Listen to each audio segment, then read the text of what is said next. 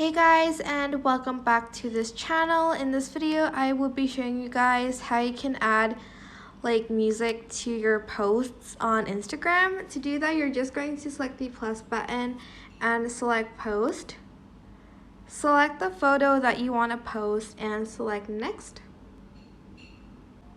Once you're in this page, I'm just going to write a caption here. You don't have to, but I am just going to add it.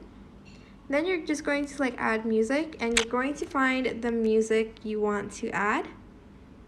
I'm just going to choose this one. And you can also select the timeline, which part of the song you want to use. You have up to 30 seconds, unlike the story. But you still can, oh no, you actually have up to 90 seconds to choose the song, the duration of the song.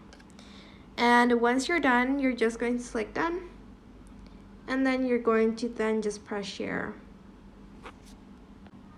And that is pretty much it for this video. I hope it was helpful for you guys. Don't forget to like, comment, share, and also subscribe to this channel if you haven't done that. If you have any questions, just leave it in the comment section down below, and I will try my best to answer them all. Thank you so much for watching. Bye!